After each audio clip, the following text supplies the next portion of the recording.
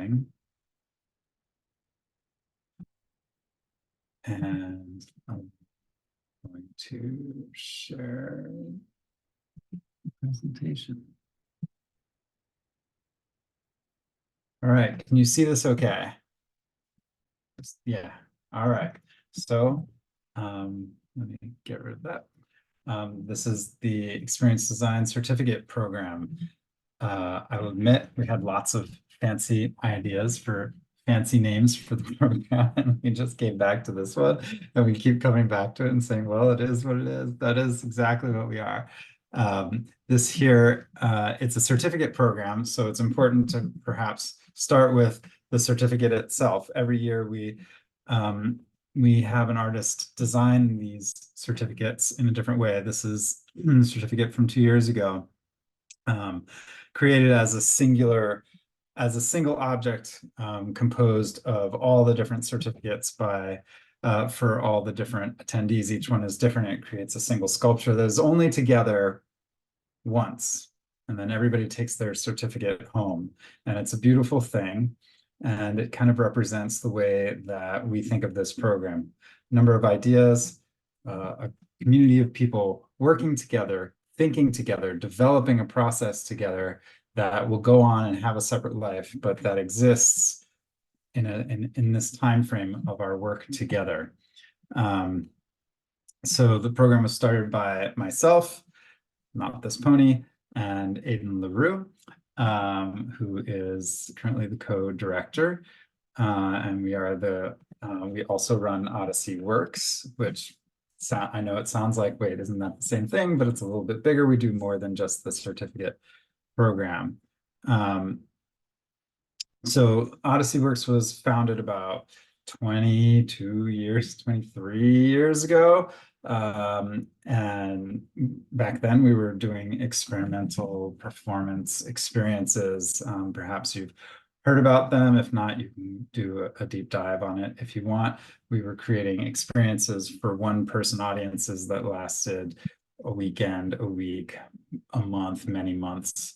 We got artists together, and all artists and designers and writers and all kinds of different creators together to create these transformative experiences for one-person audiences. And really what this project was, understood kind of in retrospect, was a kind of a laboratory for the development of experience design principles. And from the very beginning, it was wildly interdisciplinary. We saw experience design as just that, the design of experiences, not a practice within tech or a practice within theater or a practice within something else.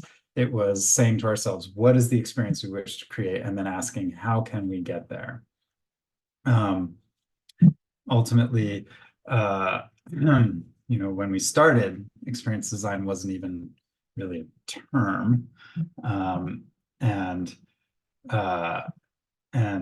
in the years that we've been working on it, we developed a set of practices that started to become relevant to people outside of our own practice that resulted first in this book in 2016 called Odyssey Works: Transformative Experiences for an Audience of One, which started to lay out some of the ideas that we've been working with. And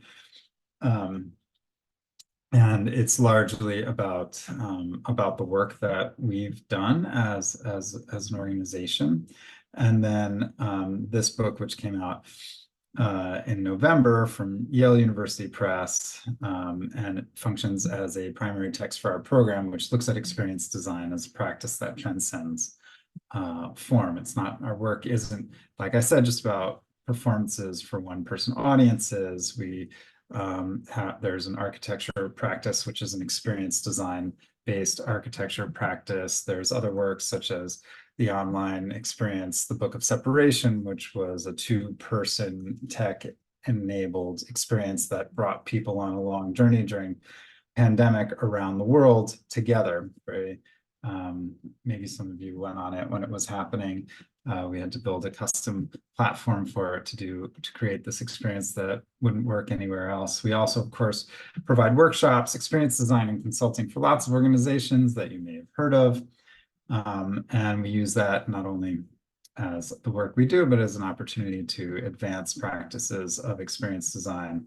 In the past, 8 years, we've had thousands of students attending our programs and, of course, our workshops, also the master class that we run, which is happening like next week, as some of you may know,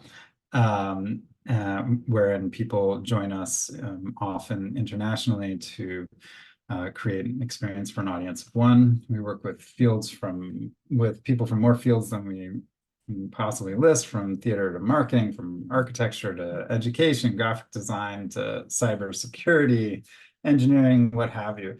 The breadth is absolutely essential to how we've developed the practices of experience design. We understand experience design to be a methodology in which the final product is the experience of your user or your audience or your participant rather than the thing itself that is created. I'll continue reading from our website here.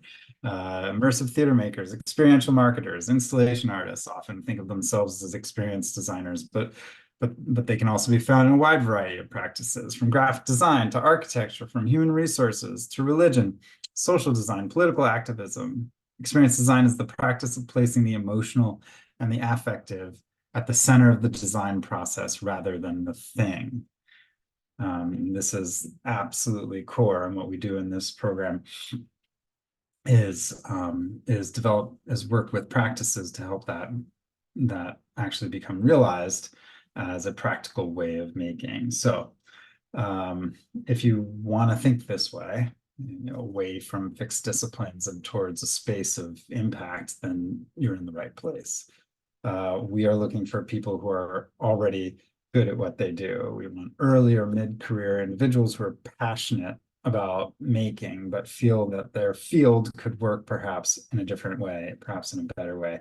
We're looking for people who are hardworking, disciplined, who would like to explore a new community of like-minded individuals. Maybe you're a graphic designer or an architect or an urban planner, wishing you could begin with the effect of the work rather than the brief. Maybe you're a VR, immersive experience maker, who would like to offer more than spectacle. Maybe you're a theater maker. Maybe you're a community maker, who would like to begin your process from the experience of that community. Maybe you're a teacher, a marketer, or a museum person, and you already consider yourself an experience designer and want to get deeper. We're looking to build a diverse cohort of individuals who can work together with the common aim of designing experiences rather than things. So we're halfway through our third cohort of brilliant experience designers, and thought that it would probably be helpful for you to hear from some of our students. These are four of the students from our inaugural cohort, so it's just about 6 minutes long, but I think it'll help you understand. Can you hear this? Is the sound being shared? No, let me stop that for a sec.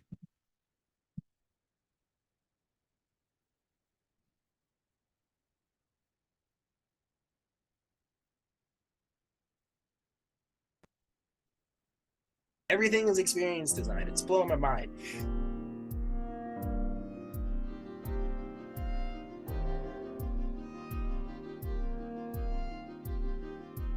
Experience design to me is a method of opening up thinking about what you want to create for an audience or a user or a participant. So if you're thinking, here's what I want someone to feel, here's what I want someone to experience, and then working backward from there in a kind of discipline agnostic way.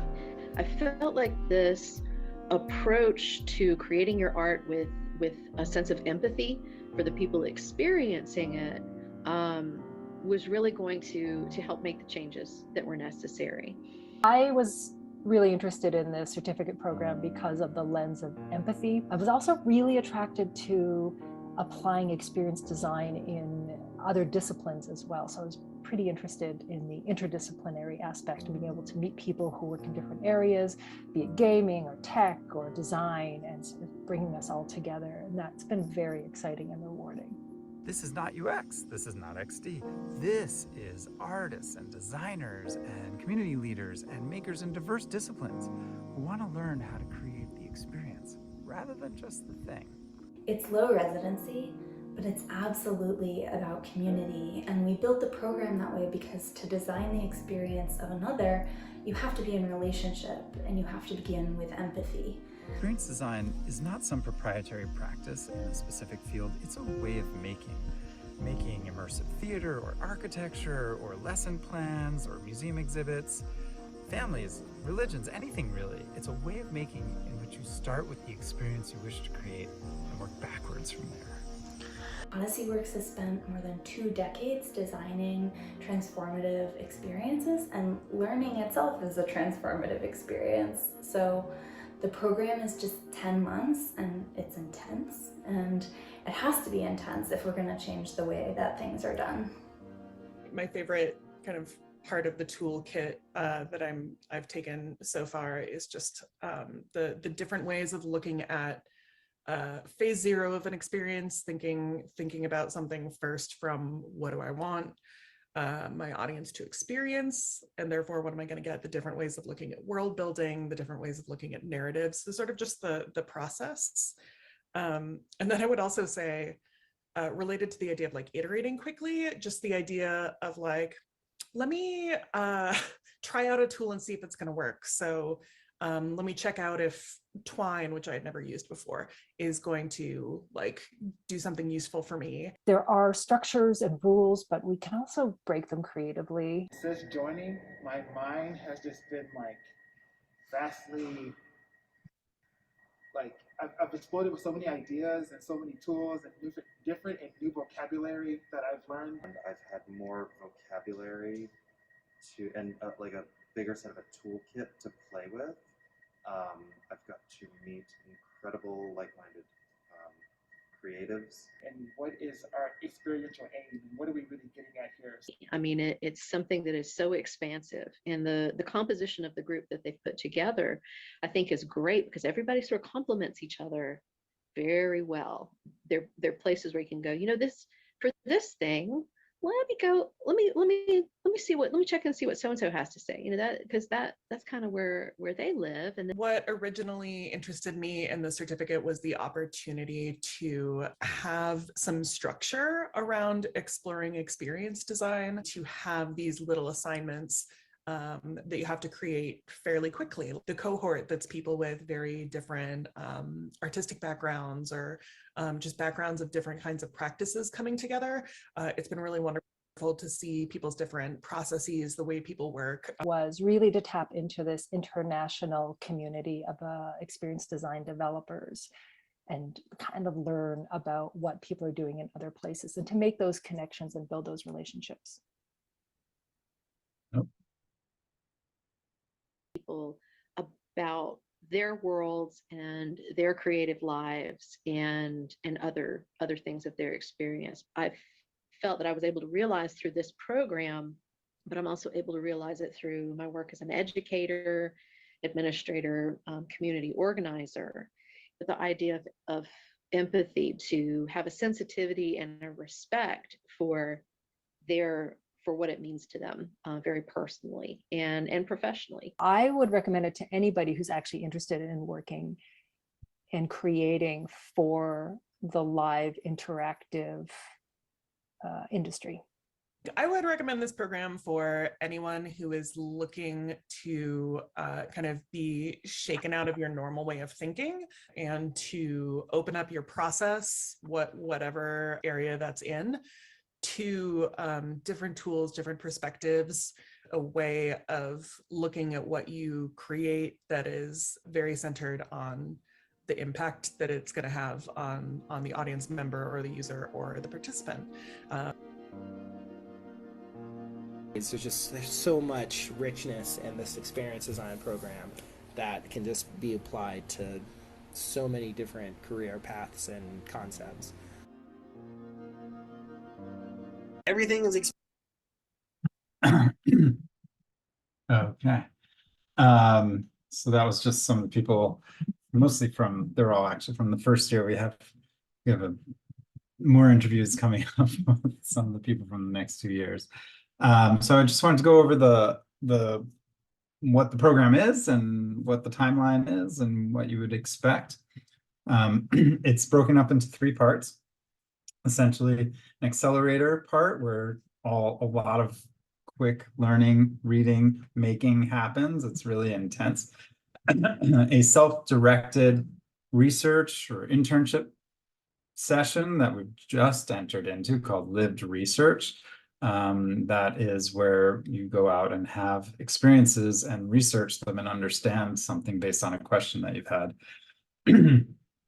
And the incubator session, which is the final stretch in the fall, where people create their final project, and then we present this. It's where the program is bracketed on both sides by in-person intensives, and the rest is online. We have the kickoff intensive, and we have a presentation in New York. So the accelerator session begins with an in-person session, which has been, for the first 3 years, it's been in Baltimore at MICA, where I have been teaching, but I'm leaving just to focus on this program. We may come back to Baltimore. We may have it somewhere else in the U.S. Northeast. We'll let you know before applications open. Perhaps somewhere rural. And then on the other side, it will be in New York. So here's a kind of flow of the first half of the program. We start out with this first intensive, and then in the online weekly classes that follow, you learn and practice working with fundamental concepts in experience design. That my recent book serves primarily as the text for this book. And these concepts are such things as world building, interactive narrative, diagramming, empathy, eventness, a thing we call phase 0, etc. And these are supported by personal practice sessions and are explored via work in lots of small different projects. And of course, there's this first portfolio project, which students just finished presenting yesterday, yesterday, which was wild and emotional and awesome. And this is a collaborative project, which is structured and guided by us, but it goes pretty far afield in what people create. And these are portfolio projects. We structure it so that you will be able to use these as portfolio pieces to present, to put online, to help you either get a job or invent a job in your company and tell people why it matters and why it's a real job. And then with our coaching, you plan your lived research. That's the session that happens over the summer. And that is essentially without your instructors. And these are self-directed, rigorous research programs combining primary and secondary research. You go out, you experience the things that you're researching. You also read books. You may get yourself involved in a mentorship, an internship. You may be developing prototypes. You may be interviewing people, attending events. You may also be doing traditional book-based research. And during this time, we have 2 check-in meetings with you over the summer. You're more self-directed, but you have bi-weekly check-ins with your cohort to just have community as you pursue things on your own. At the end of this time, you will have developed a proposal for your final project and a report for what you've studied and what you've learned over this time.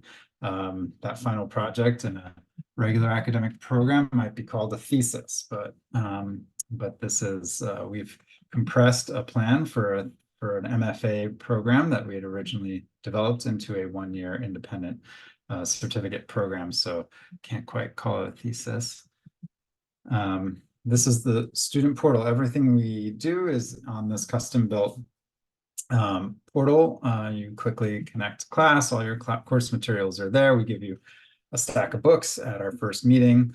You have a class archive of the recordings from the sessions, although you should be at all the sessions, and places to upload your assignments. It's very simple, you're not dealing with some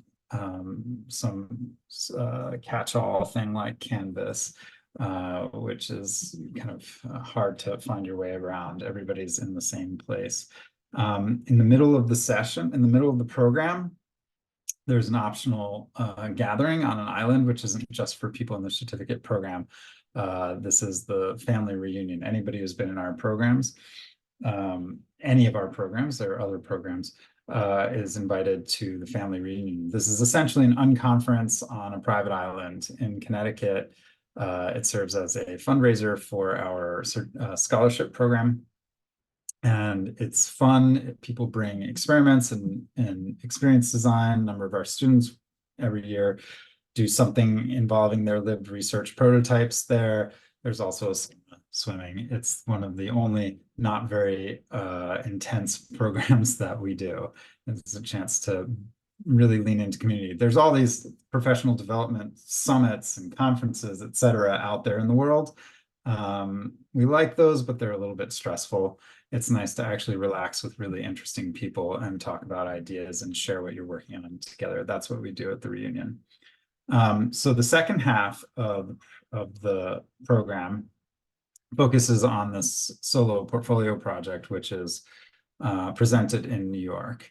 And in that, in those weekly sessions, we have professional and personal practice, we have workshop, we have feedback sessions, we bring in some really interesting guest critics each year. They're a little different based on who we can get a hold of and who seems most appropriate to our particular cohorts. We're very focused on the people who are actually in the program. We leave a lot of space to change things depending on the needs of the community and the needs of individuals. And fortunately, we have a pretty deep bench of great people to call upon for things like guest critics. And so that ends with this intensive, which is a public presentation of your work at something called the New Frame in New York, and then certification if you actually complete everything. And then you are invited to join the Odyssey Works community, which is growing, which it has a life on Discord, which is a social media communication app that we use inside the program and outside the program, but there's a lot of other things happening, both at the family reunion, at local events, especially in New York and San Francisco, Bay Area, and elsewhere. But there's just a lot of interpersonal collaboration happening, people in the community thinking together, talking together, doing things together. This is the poster for the New Frame last year in New York. And that's presented, that's kind of, you know, the apotheosis. The two portfolio pieces are really different. The first is an adaptation project. In the past, we've done an adaptation of a myth. This year, we're doing adaptations of news articles about climate, which is an interesting challenge, how to make that experiential and interesting. These things are sort of bounding boxes for interdisciplinary collaborations. These projects are all small, focused, well-executed experiences for audiences and users to engage with. And so for that final project in New York, you might create key elements of an immersive installation, or you might create a one-on-one experience. You might create some technology, an interactive audio experience, something like that. Sometimes we get some press for these for this final piece. This is Zach Morris, who's quoted in this article as the founder of Third Rail Projects, the immersive theater company. What Odyssey Works is doing is blurring the lines between what is theater, what is experience design, is simply the act of gathering. And I think that is where some really exciting innovation can happen. When we stop trying to create work in pre-existing models and create work that is most resonant for the cultural moment that we're in. We love Zach. So I just wanted to quickly share a couple of examples of work people did in the program for assignments. This is an early project called Cognitive Cleanse. It was an adaptation of Snow White back when we were doing myths. This is not the Snow White, not Disney's Snow White, it's Grimm's Snow White. It was a package that was sent out with activities to do to change your thinking once a day, beautifully executed. Another piece developed on GatherTown. These are not the final projects. These are assignments in the class. Had people exploring the idea of being inside of a toxic workplace and engaging in a game-like format with various different activities in that workplace and how to manage that workplace. They developed their own New York Times page and had this GatherTown interactive. Other people developed oh my god, I'm forgetting what these things are called. It's a blockchain driven organization, and the idea was to teach people about this blockchain driven organization while engaging them with the in a collective governance model, engaging them in a conflict between Snow White and the Queen. Last year, a group was developing, had a real question about how to engage with AI in an ethical, exciting way rather than a terrified or a lazy way, thinking about how they were adapting the Icarus myth, thinking about how using AI to quickly iterate and develop imagery based on their own stable diffusion models might allow for a much more dynamic experience of a myth than they might otherwise have seen. I'll just quickly skip past that one, but people are using text messaging, and here's an example of some diagrams that people use. In the final project is much more open-ended. This is Taba Khalifa, and she was from Canada, who developed a thing called the Grief Publication. We also called it the Grief Case.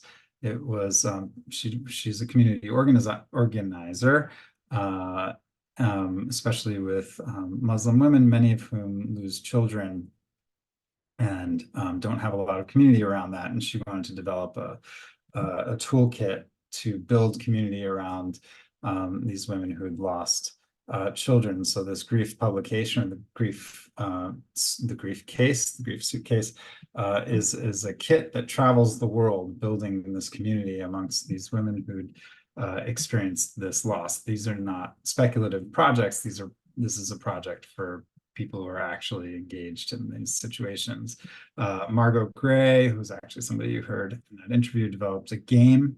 They're a game developer called the Citizens Action Brigade. Really fun 80s retro aesthetic that through gamification teaches various different modes of taking political action. They had a really fun time getting old tape players and old equipment and developing all these tools. It was kind of a brilliant project. Quite on the other side of things, engineer Bryce Lemke developed this headset, which people at the New Frame walked around with wearing and gathering biometric data on their own responses to the various experiences that they were having. Things go all over the place. So we have plenty of, this isn't actually all of them, but we have a number of brilliant guest critics who join us, such as Zach Morris, who's the director of Third Rail Projects, who you heard in that quote, Rachel Eve Ginsburg, who founded the National Design Museum's Interactive Media Lab, artist Allison Kobayashi, and others. So the application. We're looking for an application that reflects your seriousness of purpose and your capabilities within your field, as well as your capacity to think experientially. We know the whole reason for this program is experience design isn't baked into most of the fields at the moment. We're working to change that. You're working to change that. That's kind of the project. So we know that you're kind of exploring and trying to figure it out. There are a few people out there who have experience design in their job titles, and you're welcome here for sure. We're looking for talented people from diverse worlds. We want you to be honest in your application. We want you to be enthusiastic. Look over our website, especially the what is experience design section. If you have my new book, take a look at it. Review the chapters. Is this what you're looking for? And these tell you the attitude, the ethos of what we're looking for and how we think about making work. Show us you've done that, you have some sense of it, and then tell us where you want to take the work. This is the narrative we want to read. I'm hardworking, enthusiastic about what I do, but I want it to be done differently than it's being done right now. And if that can be expressed through your work sample links and the text of your application, you're in good shape. We also, as I mentioned, have the Odyssey Works Foundation, which is a nonprofit, funds two types of scholarships. There's two full scholarships for BIPOC applicants and two half scholarships for need-based applicants. And we're trying to increase the numbers of those, so maybe there'll be more next year. These are pretty competitive, and we're offering them to the best overall applicants who qualify. So if you're applying for the need-based scholarship, you'll need to fill out the program application and the scholarship application. Whereas if you're applying for the BIPOC scholarship, just the program application, because that is not about need. Although you could also apply for the need-based scholarship. Scholarships apply to tuition, but in addition to tuition, everyone should budget for travel, room, and board for the intensives coming to New York in the fall and coming either to Baltimore or somewhere else similarly affordable in the winter. At those things, we provide lunches and snacks and a dinner. So we have a number of different payment plans to help you plan out your year financially, and we encourage you to ask for professional development funds from your employer. People have done well with that, even if it's to partially or maybe to fully fund your tuition. This year and in the past, people have gotten UK Arts Council and Canadian Arts Council funding that's covered, if not all, then almost all of the cost of the program.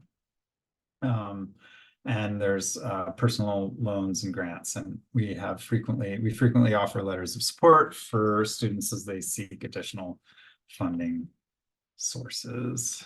So Natalie Silk said, the program has helped me redefine and reframe my artistic and community practice, spurred new collaborations, and introduced me to a diverse international community of practitioners. Jerome Morrison said, the program was truly life-changing for me. He got promoted from project manager to like senior project manager or something after the program. It helped me gain the words and wisdom to better emphasize the importance of experience being the key driver. Had renewed confidence to speak up and speak out when something designed experience is problematic. We've had a relationship with Meow Wolf as well. I threw this in here because it just came, I just got this email 2 days ago from one of our former students at 1504 who had just developed this immersive installation at a synagogue in Birmingham, Alabama, that looked into the synagogue's relationship to the civil rights movement in the 60s. And he said, I can confidently say that this project would not have been a success without what I learned in the Odyssey Works program. From diagramming to audience roles, I was able to directly apply those principles to this project, which is now a permanent installation holding students and hosting students from around the country each week. And that was really, we just love seeing these student successes. That I don't know that probably these are going to be the dates. We haven't totally set it up, but it's going to be something like this. That's how it was last year. We'll probably do more or less the same. We would turn around our acceptances, rejections, and wait listings by late October. Things move very quickly, right? Like I know when you're applying to academic programs, it takes months and months and months. We hustle because we know you would appreciate it, and we also appreciate knowing as quickly as possible. So people basically by November know whether they can be in the program. So program has 3 main takeaways, and these are the aims within all of our classes for the past 7 years. First is to transform your practice. You're going to walk away from this program inspired to make in a totally new way. In this program, we dedicate a significant amount of time to personal and professional practice sessions that help you better understand your own work and how you best work in order to create a sustainable creative practice that is also one that you can have to make a living at. In the fall, we have a professional practice panel. On top of this, you'll learn how to budget for your projects, write artist statements, grants, and professionalize to create a holistic balance of the financial and creative realms of being an experience designer. The second thing, transform your field. People who come to us because something is lacking in the way they're making practice works. We've worked with religious groups, social good organizations, cybersecurity teams, immersive theater makers, the Stanford D School, Google, museum groups, artists, all kinds of folks, all of whom felt that the traditional ways that they were taught to practice no longer fit this world.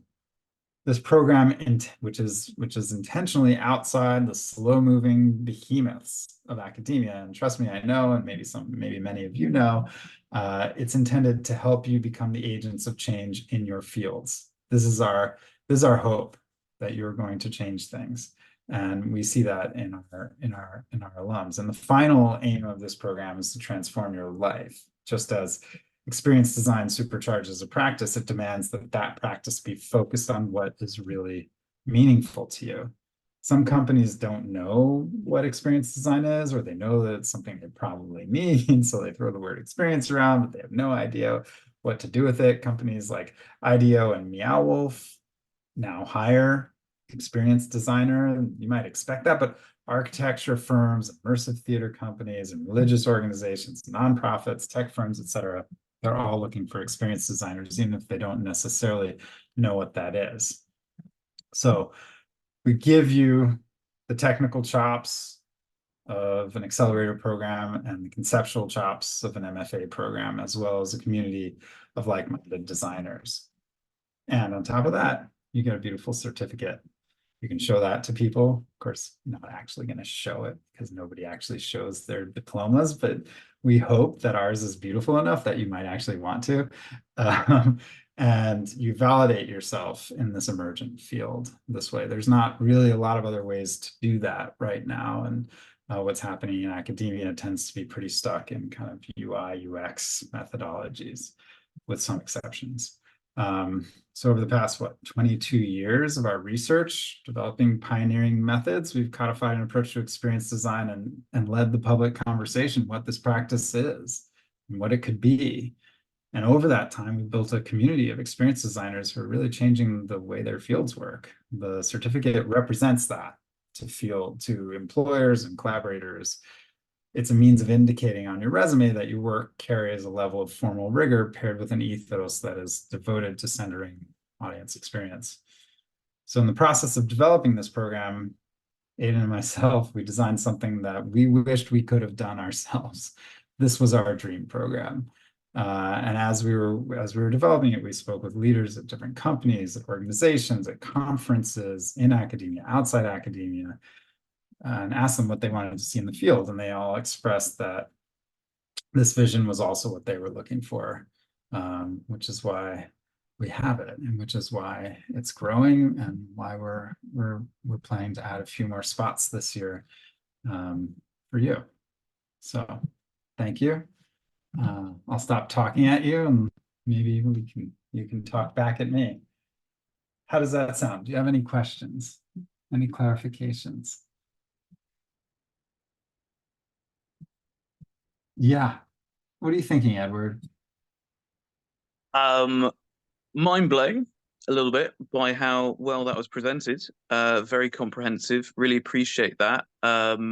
From an access point of view, I was actually thinking about has your program addressed access needs? So, like, for anyone who's not aware of the terminology, that's how in UK circles we're describing disability now in regards to the social model of disability, and that people can't access certain things, and that it's our job as people who have the ability to make things accessible.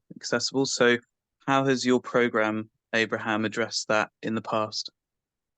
Yeah, I'm glad that you bring that up. It's a topic that is really important.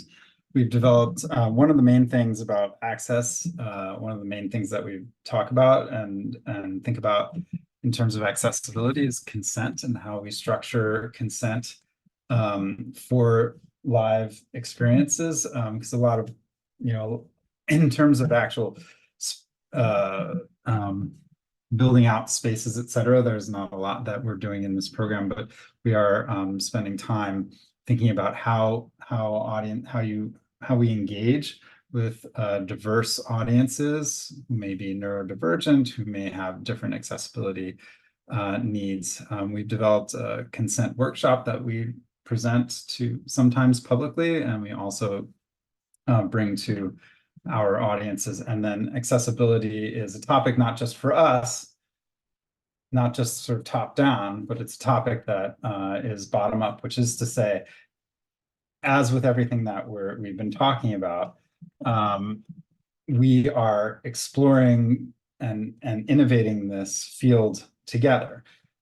So accessibility has been a topic amongst a number of our students in specific ways. There's really interesting project by one student of mine called Neurodivergent, pretty straightforward, which thinks about accessibility in terms of legibility. Another student has developed, done a lot of work with designing for ADHD. Aidan talks about this idea of access intimacy.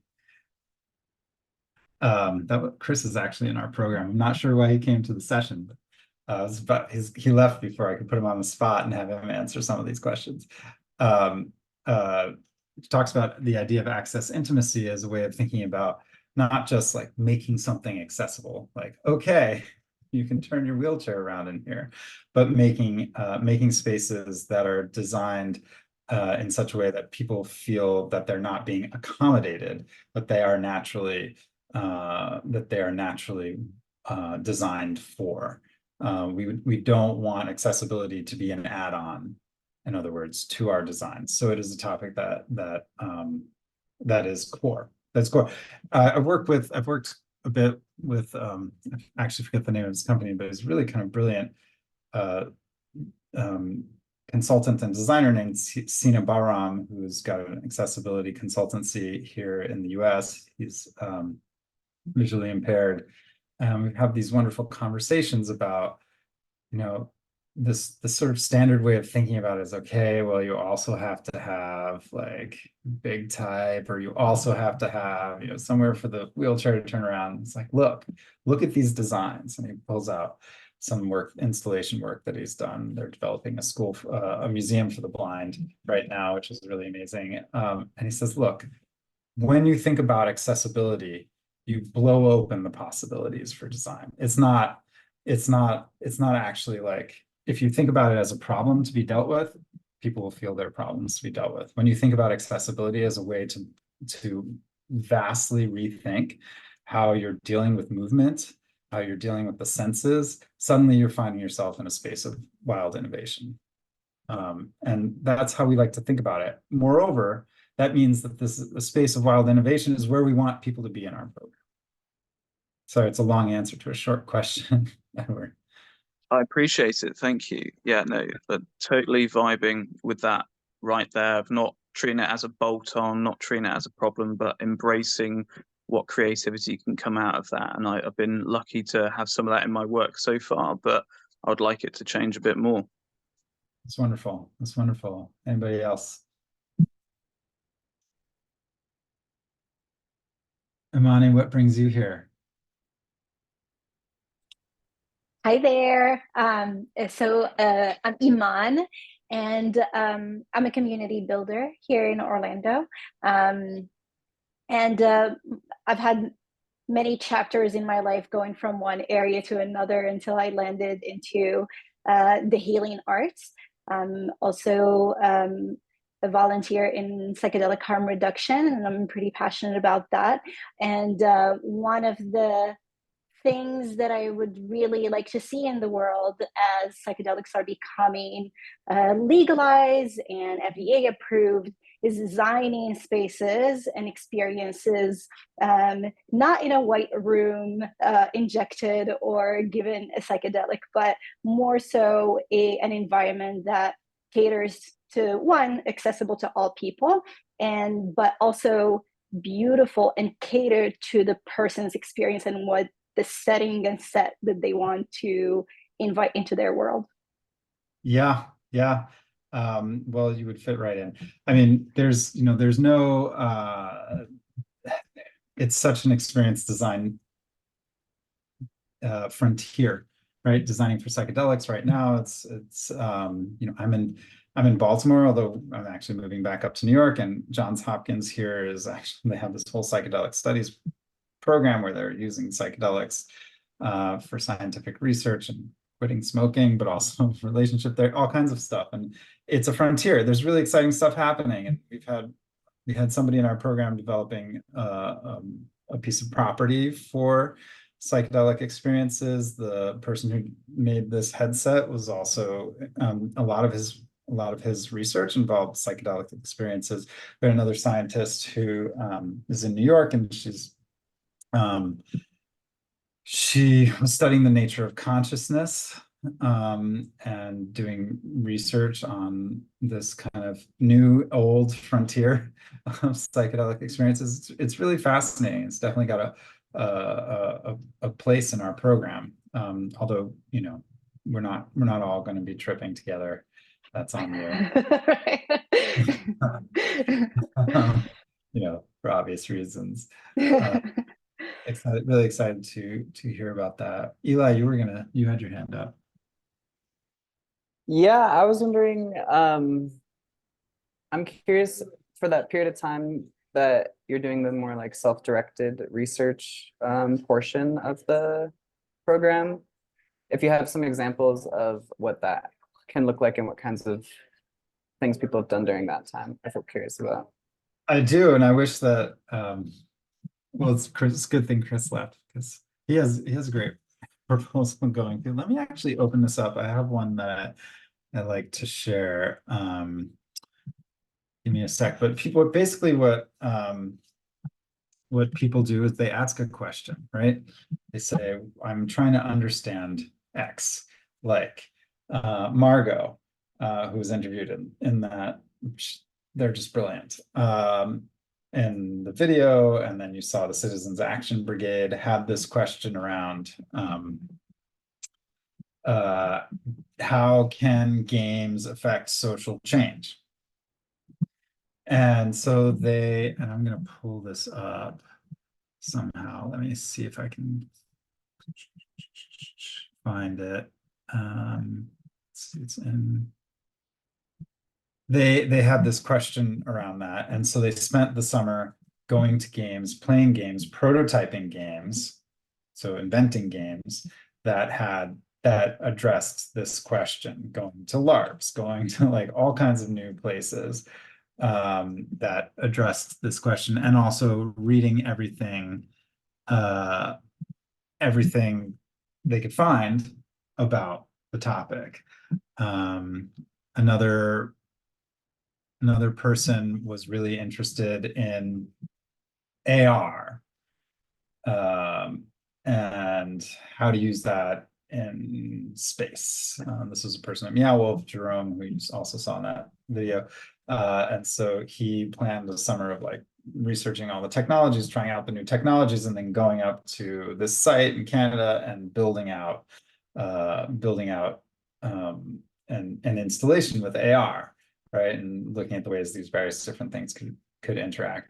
Another one woman in our program last year was, and I'm just going to pull this up. Well, it's really long.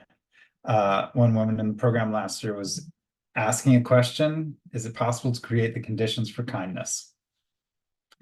Is it possible to create the conditions for kindness? She went to all these, she looked up who is talking about this, read all the philosophy around it, went to like 4 different events, some of them retreats, some of them events. She went to a monastery, she went, right, and took notes on everything, had this long report about these different kinds of kindness and how we could design for more kindness, right? Really rigorous stuff. I'm just going to share screen really quickly. I have to say, I'm so glad you're asking about this, because it's my favorite thing. A number of the former students say, like, I'm trying to do more lived research now. Like, I developed another syllabus for myself, another lived research proposal, because it's essentially you're making your own class on anything that is experience based. So here's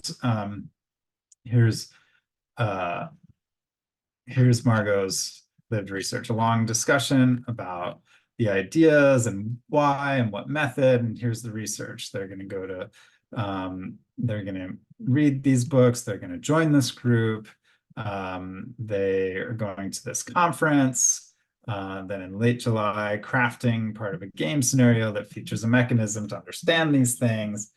And then here's the reading list, right? That they did, right? It was pretty long. Not everybody's is quite that long. It's a lived thesis paper, right? It's not about writing. It's about taking it in and having the experience that you need to have to understand what you need to understand. And it's really exciting. And it's very intense, because you shouldn't be doing this if you don't really care. You know what I mean? Like, Yeah, totally. You know, it's too much of your life to put towards something that's just to fulfill somebody else's interests. It should be the biggest question that you have, and then you're going to spend that summer, and then every week or every other week, you could actually do either one. You could do every week. You meet up with your group and you talk about it. What are you doing? And those are experience design. One pair of students designs a kind of 2-hour session to sort of get together in community and be like, hey, I'm doing this crazy thing, you know, and think about it. Yeah, I hope that answers it. So I get very excited about it. Amy, yeah. I was wondering if you have traditional teachers in the program in higher ed or even public schools, and what kind of projects they do. So I teach at a college, a very, very standard class, Intro to Comp, which is now it's at this really awesome place where we are invited to completely re-envision it because of the use of AI. Like, most of what we've done in the past isn't really necessary. And so it's like, take the year to experiment and see what else we can do. But I'm wondering if you've had higher ed professors or even public school teachers take the class and what kinds of things they were able to do and bring back to their institutions. Yeah, I love that. So I myself am, except not as of, I suppose, today. Like I just quit. But I've been teaching in higher ed, had been teaching in higher ed since 2009, and also have taught comp, but in the pre-AI days. And you know, it's exciting. It's exciting that comp is getting rethought, because it's, you know, it can be drudgery if you don't, right? But we've had quite a few people in academia. And I'll say one thing that is great and success they've had is that their institutions have been able to support them joining the program, which is great. Usually in whole.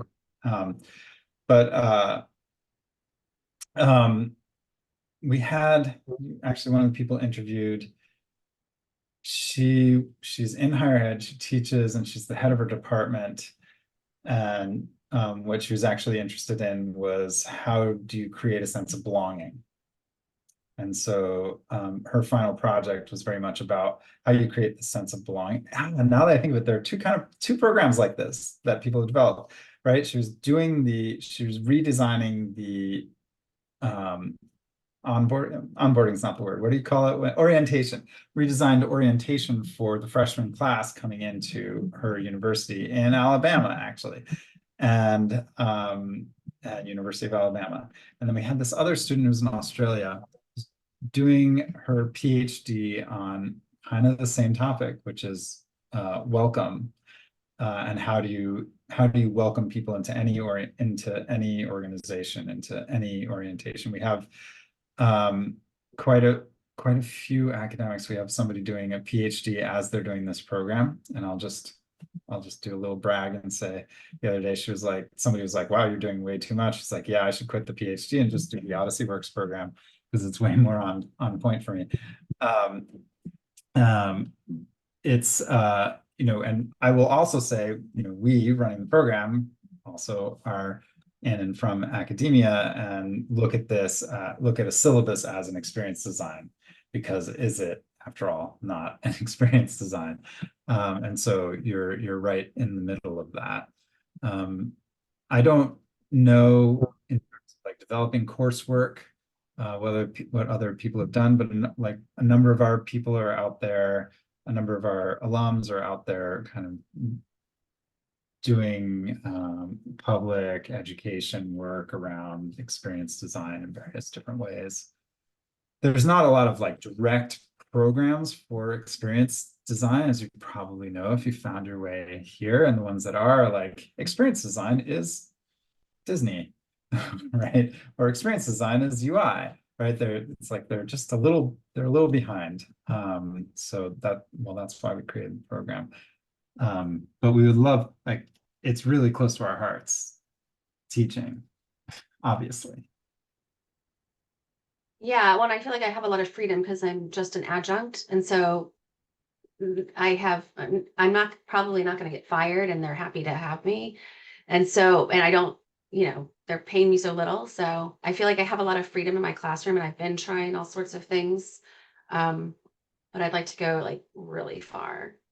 So, yes, that's what we want. With such a boring class, or, to a potentially boring class. I just Right. love that. Of like But everyone mess with clamoring it, to get right? calm. Because you have people in a room together, which is a miracle. Do what you want, which is really wild. We have another academic in Northern California, and she also teaches writing. And her final project was this writing project where people did these kind of created this installation of themselves, this kind of autobiography, and it's growing. There are these photographs. She built out this kit, and then the students take it kind of on the road to help. It's called what is it called? It's about what you don't know, what you can't see about me. And they take it to different communities and have writing sessions, writing classes around writing about yourself, and it opens people up, and then it becomes part of this kind of wild growing installation. So it was her final project, but it's still going and it's still getting bigger, and you can just buy a kit online and become part of it if you want. And she involved her writing students in that. Thank you. What do you think, Susan? Oh, I'm on board. I wanted to do it this summer, but I was late to the game. How many students do you have in each cohort? You said that earlier, and I might have missed it. We just expanded to 2 cohorts this year, 2 cohorts that are 10 people each, and we are tiptoeing into going to something between 10 and 15. We create our it's somewhat selective program. We have about 2 applications for every spot that we let people into, we're not just picking good people. We're trying to create a good cohorts that we feel will have good conversations with each other. They're different. There's there's practicalities about time zones and things like that, which help us sort of sort people in cohorts. But like I said, we're very community focused, and people lean into each other. It's really an intense program. I just want to reiterate that. It's not like, I don't know, taking a Domestika course.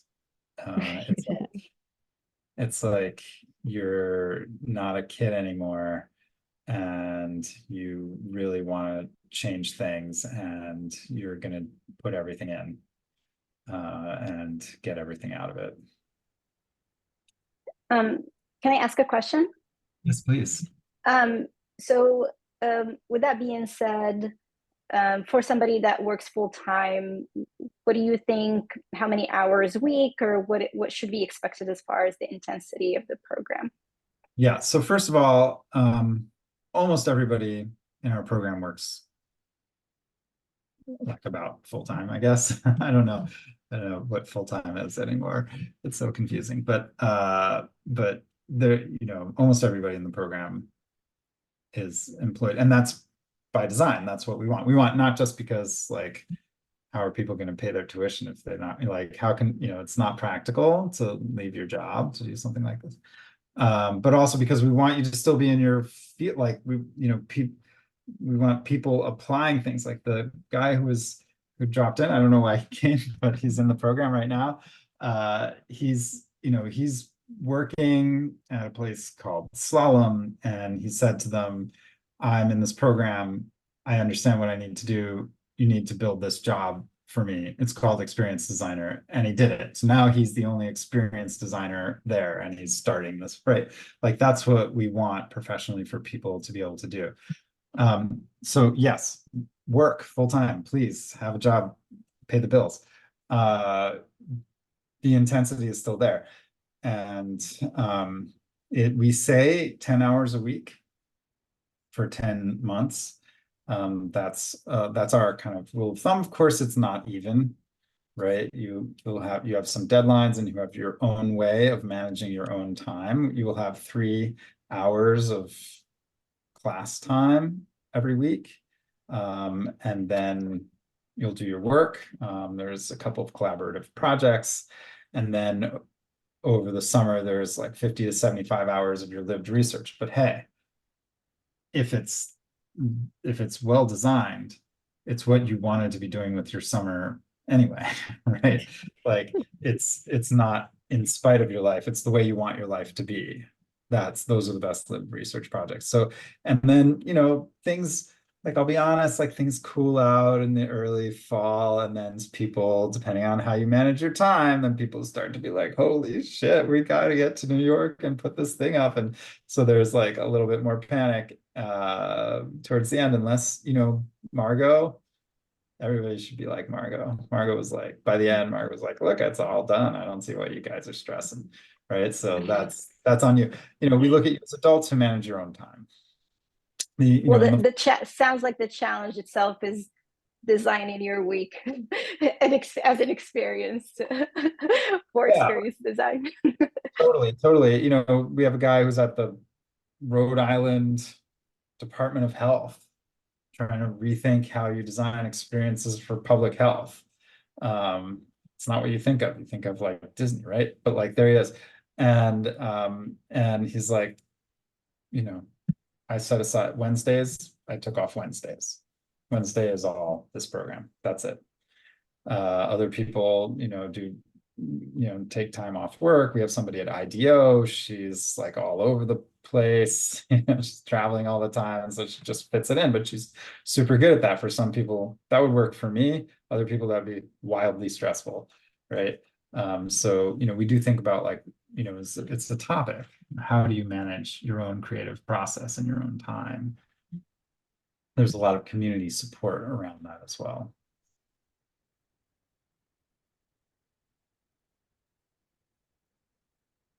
Any other thoughts? Hi, Maria. Hey, I had to move away from my home, but I have a technical question to ask. It's more around, like, if you're in another country, or do you guys have like support student or researcher visas at all? Like, is that something that, you know, that people have done in the past if they're coming into the program from another country? Where are you coming from, Maria? So I'm in New York City, but I'm on a student visa that has like a limited time period. So yeah. You know, I'll tell you, we have people in other countries, and you only have to come to the US for 2 weekends. So people just come on tourist visas. We are happy to support whatever we can. But in terms of like the practicalities, that's all that's necessary. So it doesn't cause a problem. Some people like to utilize their participation in the program to support them getting visas. We're not really experts in how that works, and we are very happy to work with you. I've written letters to State Department for students in Brazil and other places. I'm sorry, where did you say you would be coming from? I know you're in New I mean, York. I'm honestly like overthinking this into the future a little bit, Uh-huh. but my nationality is Colombian. You're So Colombian. yeah. Mhm. Great. Yeah, we'll help however we can. We don't have deep experience because we're not like a residential institution. Okay, I appreciate that. Thank you. Yeah, we haven't had anyone from Colombia, but we have people right now in Brazil and Argentina. Yeah, sorry, just thinking it through. Yeah. Any other questions? Listen, as you're thinking it through, we're gonna open. I mean, congratulations, you're really early. I love it. We were like, should we have an info session? I'm like, I would have wanted an info session this early. I love it. We tried to make the application as simple as we could. The financial aid for the need-based scholarship doesn't require proof, because that proof is all fungible anyway. We want to trust people to self-report your need. And the application itself, we ask you to put in links to the work you make and links to the work you like. We're not looking for you to be, the person who created Sleep No More. We're not looking for you to be the biggest leader in your game. We're not even looking for you to have necessarily done what people are thinking of as experience design. We're just looking for you to have a vision for how you want to get there and to be rigorous in the work that you do. Yeah. Can you repeat POC being like not need-based or different applications? I'm sorry, say that one more time. I think you said there's a difference between the BIPOC application and the need-based application. Are they two separate applications, or one is not necessary? Can you repeat that portion? There's the program application, like, are you qualified to be in the program? And then there's need-based application, which you don't have to fill out if you don't want to. If you want to apply for the BIPOC scholarship, you check a box. Got it. That's it. And we don't need a blood test or, we just trust you. And, in general, we want to trust people. And that's it. We're trying not to make these things really onerous. I'll say that the BIPOC scholarship gets a little bit competitive, and we get some great applications. And so some people don't get the scholarship and come anyway, or don't get the scholarship, but do get a need-based scholarship. It's our dream. The Odyssey Works Foundation is brand new. It's our dream to have lots of scholarships that are funded. We just need to find more funders. We have some good ones now. Edward. Oh, I can. Sorry, buttons. Buttons are annoying for me sometimes.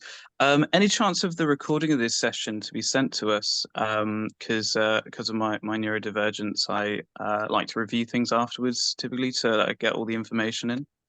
Definitely. We're going to post it. I will post it on the OW Programs website. And fantastic. Yeah. Thank you very much. Glad I didn't wash my hair today. I'm so happy. What do you think, Gabriel, Timothy? It's all very, very exciting. I feel a little like I have some thinking and work to do before, because I'm in a sort of career transition. So I have a theater background, I'm in video production, and I'm looking to do something wildly different. And this speaks to me, but I'm really new. I haven't actually done much in this realm. So it's really just inspiring me to just do some stuff, do some stuff. And then maybe in the next year, that's my work sample for applying. I definitely would love to learn more deeply about this. It's all that carbonates my brain these days. Don't hold back, apply this year, because you can, anyway, it's pretty easy to do, and you can get feedback if it didn't work, but we have, you're talking about theater and film and wanting to do something wild, you're not the first person we've met who said just those things. And it's a really good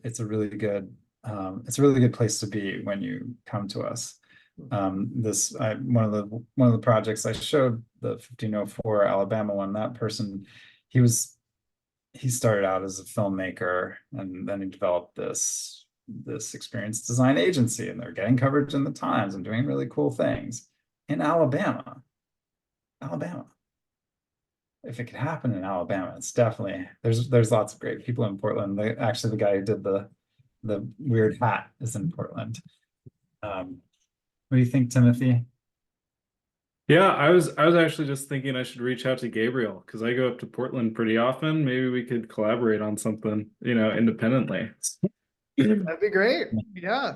Happening great. Already. Yeah, already making some community. That's what we want, right? The goal is not just a program which we pump people through. The goal is to build this community thinking together. Yeah. Yeah, I'm open to that. Timothy, hit me up. Yeah, find me on Instagram or something. I'm there. Drop your email to each other. Oh, fantastic. Yeah. Well, it was good meeting you all. Thanks for being the bold first movers, being ahead of the game with yourselves. And feel free to hit me up with any questions you might have about applications. Expect the application to open in July. We haven't developed a really good incentive to get you to apply early, but it'll make us happy. Don't you want to make us happy? We'll look at you for so long, think about you, dream about you, read your applications, think about which cohort you might be in. Or you could just wait till October 1st, like half the people do. Awesome. Thank you so much. Well, take care. Thank you. Yeah, thank you. Thank you very much, Abraham. I'm going to go and have dinner now. Nice Ta-ra. to meet you. Timothy, I got my stuff in the chat if you want to take a look at it. All right, I sent you a direct message. Yeah, I got nervous because I couldn't copy paste from the Zoom chat. And I was like, oh, we're gonna close this down.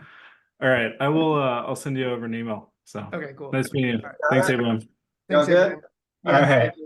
Bye. Bye.